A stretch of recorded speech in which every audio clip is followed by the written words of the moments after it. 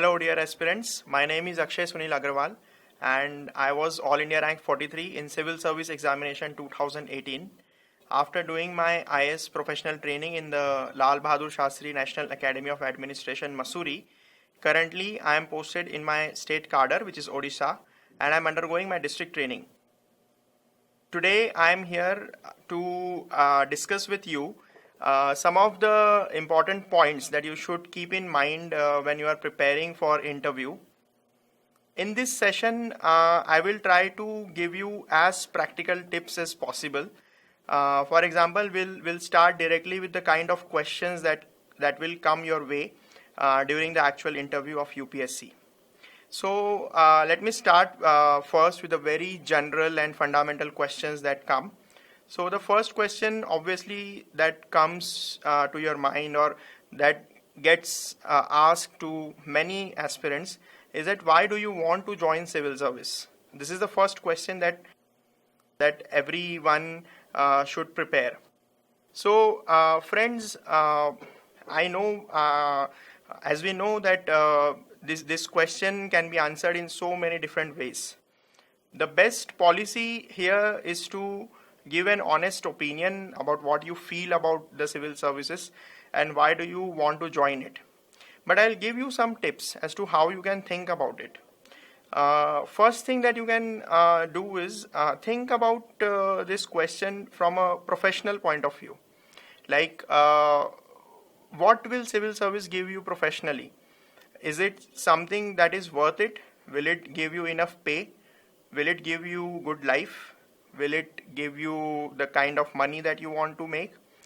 Will it be able to give you a good family life?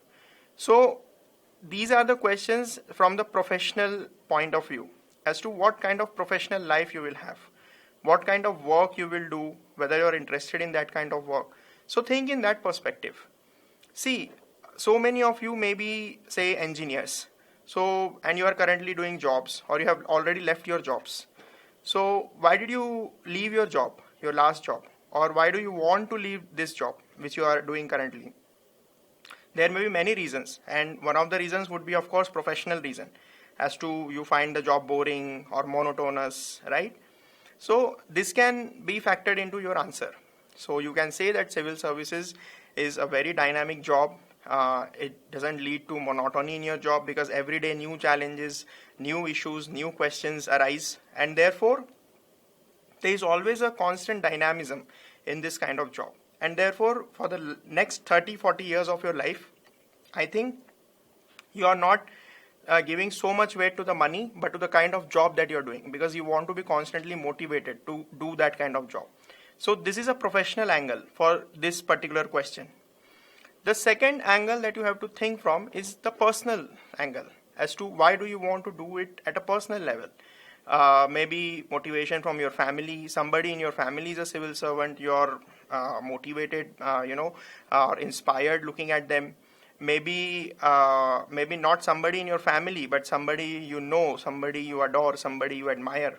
So that person, inspires you or motivates you to join civil services. Then there could be other personal reasons as to this was your childhood dream. This is perfectly fine to say that it was your childhood dream, or maybe your father, your mother showed you this dream to pursue civil services. So, and also like there are so many different reasons as to, you want to work for the development of the country, you want to work for the poor, you want to work for the socio-economic uplift of the people. So all these things you can take into consideration. Make a very good answer out of it. I am just giving you the angles from which you have to think. Basically, I'll summarize. You have to think from two angles, professional angle and personal angle, and make your very concise, brief answer and tell it very confidently. One thing you have to keep in mind as I began, you have to be honest in this answer, because this question comes from your heart. The answer will come from your heart, and therefore it is very important that you think about it honestly, write it down and make an answer as to what you will say. This will help you a lot. Then obviously another question that you can expect in the interview is as to tell us about yourself or about your family, about your job, about your state, about your city. These kind of questions may be the starters in your interview. So the chairman of the board may himself or herself ask, okay, say, Akshay, tell us about yourself, tell us about your family, tell us about your city.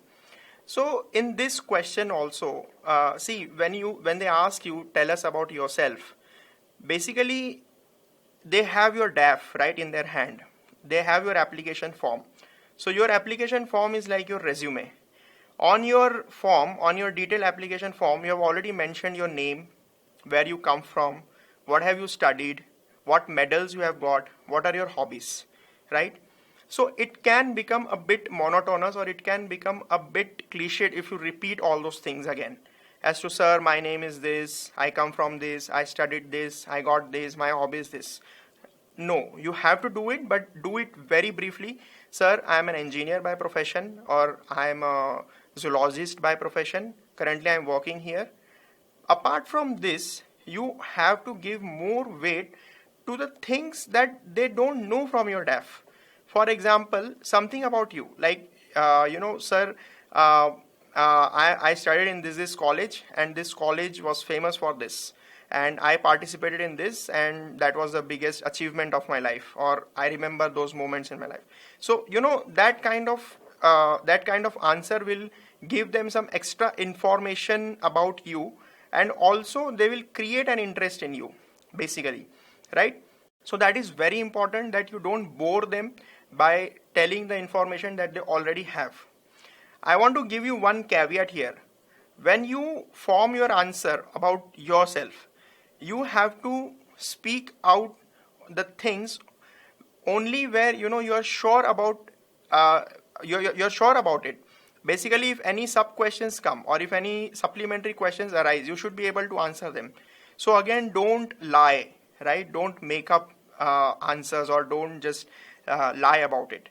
Basically, say the truth. You can polish your answer here and there, but don't exaggerate it beyond a point. That is very important. Then second thing that comes about is, okay, you come from Bangalore, or you come from Pune. So tell us about Pune, or tell us about Bangalore. These kind of questions will also come. In this case also, you have to keep in mind that they know that Pune is located in Maharashtra, or Bangalore is located in Karnataka. Please do not repeat these things which they already know, right? You can start with with the tagline of the city if you know. For example, say Mumbai, so the city of dreams, Mumbai. So you can start like that Mumbai, the city of dreams, is so and so. Okay, it is famous for this. You have to focus on 2-3 aspects when you are talking about your city or the place you are coming from. It can be a small town also. It can be a small village also. So it may be a completely nondescript village, a completely nondescript town. So in that case, what you have to do is basically you just have to highlight 2-3 things about your village, your town, or your city.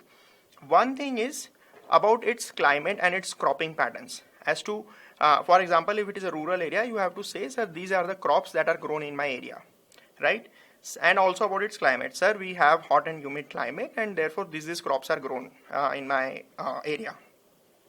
Second thing you have to focus is you have to tell about the economy of your area, as to basically very broad classification, as to say 40% of people are engaged in primary activities, 40% are engaged in tertiary, and 20% are engaged in manufacturing. So these kind of answers you have to give, okay, because this will tell them, that you think from a point of view of an administrator, or somebody who thinks, differently from a common man on the road, right? So these are the 2-3 things that you have to keep in mind. You can also talk about the culture of your place, if there is anything special, right, that they might be interested in. So you can seek the permission of the panel, and then you can ask them as to, madam or sir, if you may, if you allow, if you permit, can I tell you one interesting fact about my city, about my village, right? So these kind of answers you have to give when they ask you about your city or your town. The next question that can come about is your state. Say, for example, you come from Madhya Pradesh, or you come from, say, Sikkim. So they can ask you, okay, tell us about Sikkim, tell us about Madhya Pradesh. So in that case, about the state also, you have to keep this thing in mind, that you have to talk about the economy of the state. But here, not, because the state may be not homogeneous when it comes to cropping pattern or the kind of activities that are done there. But you can definitely say, sir, my state, Madhya Pradesh, contributes 8% to the GDP of India, right? You can give that share. Sir, Madhya Pradesh contributes, say, 15% to the indirect taxes in India. Or say Madhya Pradesh, sir, Madhya Pradesh has this kind of culture. It is famous for this. The food is like this. So you have to focus on economy, culture, society, right, and other social factors that come to that are there for your state. So these are the kind of answers that you are expected to give when it comes to questions like tell us about yourself, tell us about your city or town or village, and tell us about your state. Okay. They might also ask you, tell us about your district. So in that case, again, more or less the same rule applies to the district also. You can simply say, sir, these are the cropping patterns, this is the climate, type of climate that we have, and sir, my district is economically very prosperous or not prosperous, what are the kind of activities that go there, right? And it is famous for this, and these are the famous cultural activities that happen there. Okay, so I think you get a very broad overview of what do you have to say when it comes to your city, town, village, district or state, and also about yourself. I told you. Friends, another question that most often come in the interview is they'll ask you, after becoming an IS officer or after becoming a civil servant, what would you like to do? Like, what do you see your job as? In that case, friends, I think you don't need to, talk big things. Like, for example, you'll say, sir, I'll completely change the education system and I'll, bring people out of poverty. I'll do this, I'll do that. No, you don't have to say all these big words, right? You have to be very practical and you have to be very cogent when you're speaking. Because the panelists are, as you may be knowing, they are reputed, respected academics, or they are retired civil servants. So they have been through all their life through this process, through the administrative machinery, and they know in and out how things work and what are the ground realities. So in case you start to blabber nonsense in front of them, so you will be punished in that case. So it's better to be very humble and to understand that being into the civil service or being an IAS, you are just a cog in the wheel in the entire administrative machinery. So you are just a small part, although you are a very significant part, right? So you can very humbly say, sir, in the big administrative machinery, I'll just be a very small but significant part. And therefore, sir, what I'll try to do is, first of all, if, say, for example, if I become an IAS and I become a district collector, or if I become an SDM, a sub-collector, as my first posting, so, sir, I'll try to see as to which departments in my collectorate or which departments in my jurisdiction are lagging behind, are non-performing, basically, for the last many years. So I'll try to bring out their files. I'll try to talk to the officials as to why these departments are lagging, right? Why they are always suffering the flack of the state government or the central government. Why are they non-performing? So I'll try to work on those files as to why they are pending, why they have not been pushed till yet. The second thing you can say is that, sir, I'll try to tour around my district or my subdivision as much as possible. And I'll try to understand the ground realities, the actual issues and concerns that people have and the expectations that they have. For example, you tour around the district and you find that the children in the rural areas, in the villages, they don't have a playground to play. They don't have a library to go and study, or their school building is dilapidated. Or say, for example, the elderly people, they don't have any place to recreate. They don't have any place to go and walk and, do some exercise, do some yoga. These are the basic things that, that everybody should get. These are the basic human rights. So you should say, sir, I'll try to build these small infrastructures. I'll try to build parks, libraries, playgrounds, or I'll try to give new buildings to the schools. I'll try to repair them, maintain, give proper funding for maintenance. I'll interact with the students. So these kind of very basic things you have to do as an IAS officer, and believe me, if you do these small things, I think your work as an IAS will be successful. Friends, another question that can come your way in the interview is they might ask you as to, do you know what kind of role you will play as an IAS officer? So, friends, obviously when you apply for any job, this question is very obvious. They can ask you as to what kind of role you think you are applying for. So in that case, you should know what an IAS officer do, or what an IAS officer does. So you have to, obviously you need to know what exactly he does. So basically, as you know, the career progression of an IAS officer is like in the initial years, an IAS officer plays or is posted as an SDM, sub-collector, or the CEO of Zilla Parishad, or the district collector, and then further to the directorates and secretariats, right, and also to the central government. So basically, in all these different roles, in the initial years, you have to say that, sir, the district collector or the SDM, they look after the developmental role and also the law and order situation. So basically, in the developmental role, they have to look at the basic facilities, basic amenities for the people in both rural and urban areas. So what are these basic facilities? Education, health, sanitation, hygiene, right? All these things. So you have to say, sir, we have to look after this because the funds that come from either the state or the central government, they get sanctioned to the district collectorate office, and from where it is allocated further. So, and that is how the work is done. So, sir, this is the kind of role that I am going to do. I am going to coordinate and interact with so many different departments, and I'll do this kind of developmental work. The second thing is obviously maintenance of law and order. So you have to work with the police department, with the intelligence officers, as to is there any apprehension of breach of law and order in your area, in your jurisdiction, and you have to take measures and take steps so that they don't occur, or if at all they occur, then how do you plan to mitigate those problems, right? So these are the basic things that an IAS officer does in the initial years of his career, and later on it is more into policy formulation, policy making, right? So you can say this very simple answer when this kind of question comes to you. Another question that can come, and which are very obvious, which not just comes in the UPSC interview but in any corporate interview as well, we like as to what are your strengths and what are your weaknesses. So when we talk about strengths, believe me, you don't have to you don't have to lie here again. You have to be very honest, because and you don't have to give very cliched answers also. Sir, I am very hardworking. So obviously they know you are hardworking, and that is how you have cleared the mains exam, and that is how you have come here for the interview. So don't say, sir, I am very hardworking, sir. Sir, I do this. You have to say some strengths, like something that will help you in your civil service career, and which you actually have. For example, you might be a very good team player. So because as a civil servant, you obviously always have to work in the team, and you have to lead the team.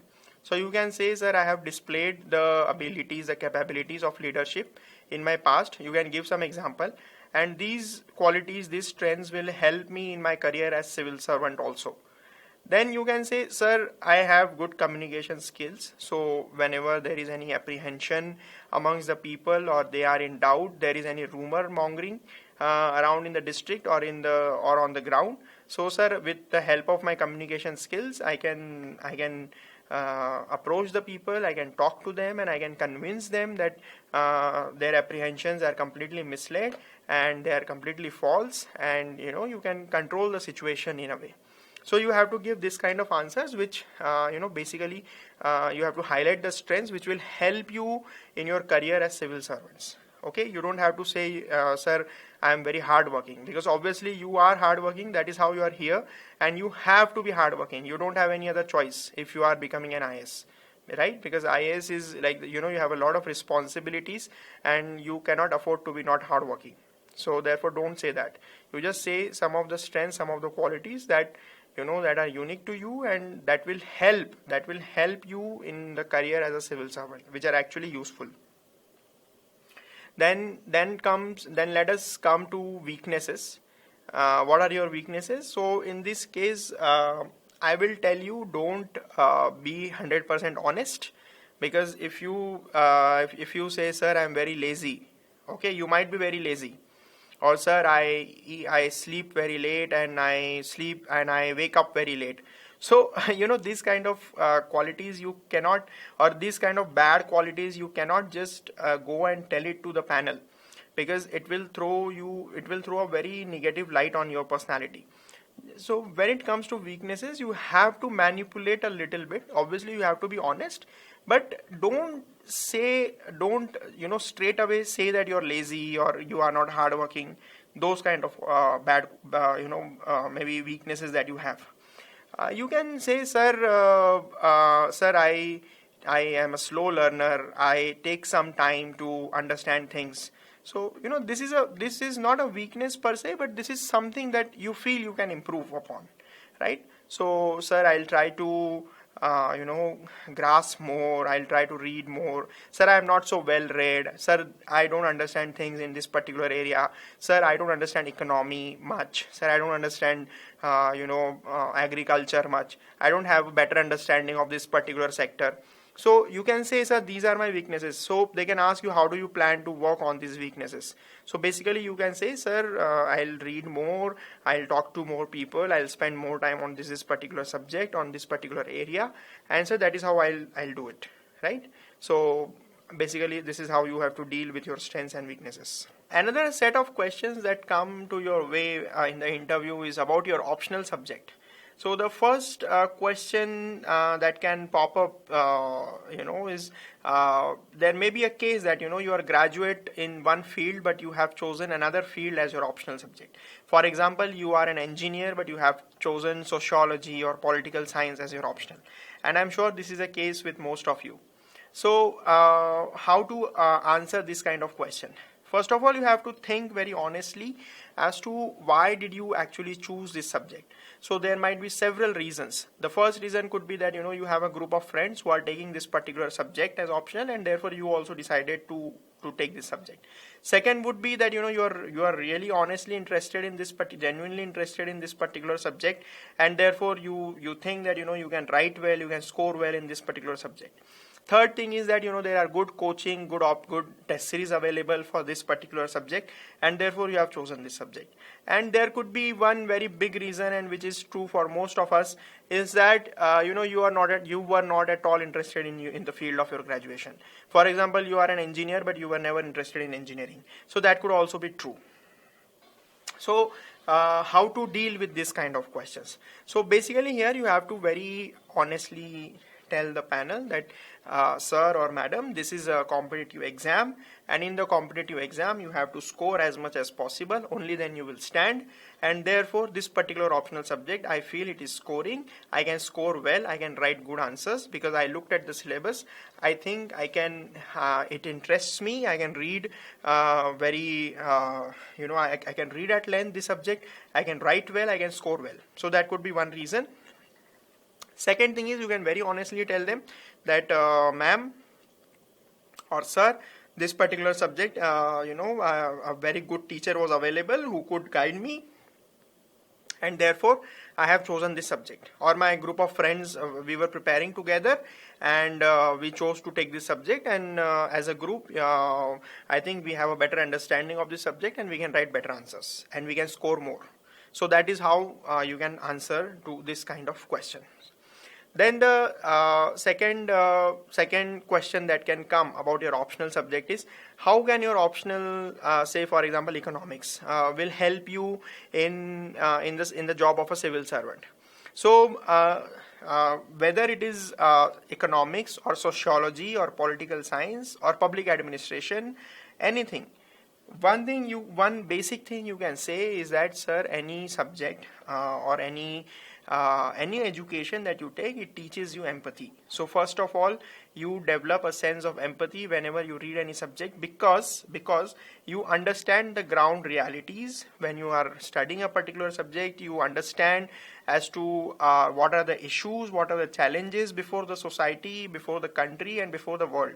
So you understand them, you have a broad understanding, although theoretical, and that gives you a kind of empathy, and therefore that is how, when as a civil servant, when you go in the field, you will have that thing in your background, in your mind, right? And that is how it will help you. This is general for all the subjects. Second thing is, you can say that this particular subject, for example, say economics, it can help you understand different economic issues, in your district or in the society, and therefore you can work towards them. You can you can formulate the policies. You can implement the policies in a better way with the understanding of this particular subject. So this is how you have to approach these kind of answers. Another kind of question that comes is about your current job or your previous jobs.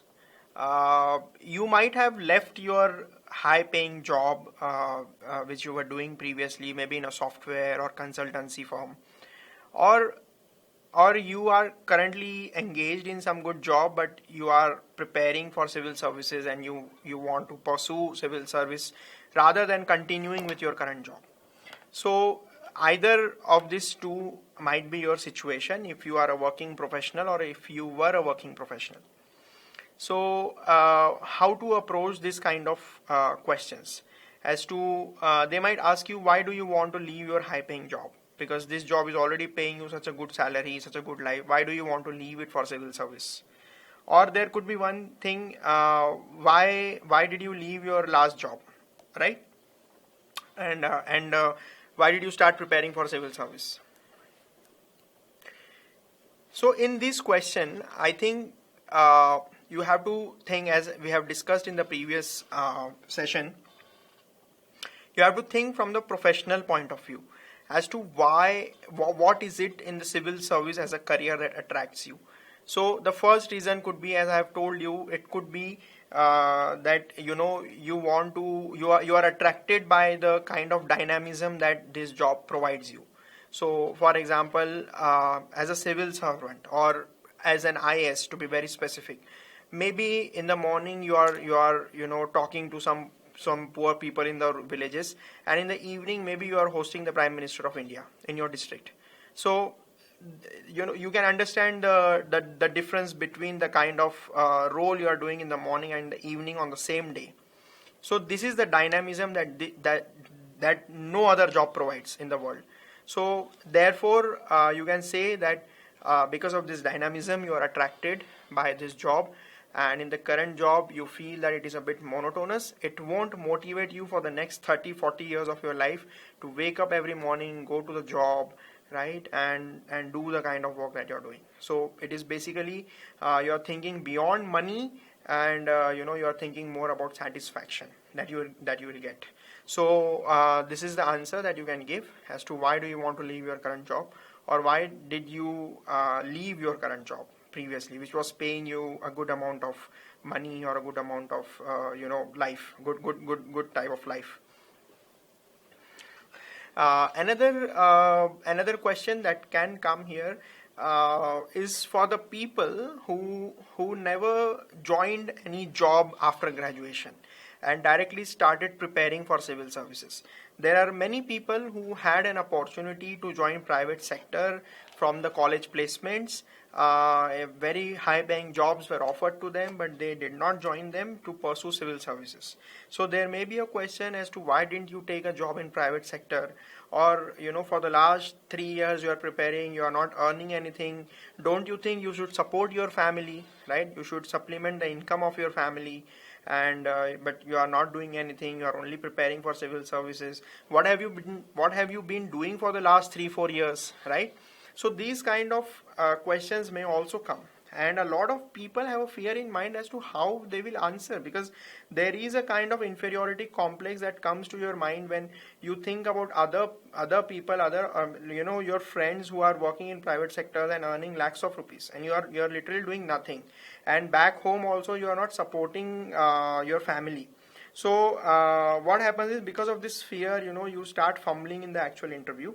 But my friends, you don't have to worry about it, because preparing for civil services takes time, and it's because it's a very competitive process. Even though you are perfectly eligible to go through it, to pass this exam, sometimes because of just sheer bad luck you don't get through it. So you don't have to worry about it. So if at all this kind of question comes as to why do you want to do civil services and not any other job in the private sector, and what have you been doing for the last 3 years, you can very simply say, sir, this is a very good career option, and since it is done through a very competitive and fair and justified process, I think it is okay for me to put some years of my life and pursue it, because at the end of it, if I succeed, it will be very beautiful, right? So you can definitely say that. And if at all I don't succeed also, sir, then I will not regret, because I will be a transformed person, because civil service preparation itself transforms you as a person, the way you think and the kind of knowledge that you gather by reading different subjects. So this is the answer that can be a very straight and very honest answer that you can give. Another thing that they can ask, why don't you support your family financially?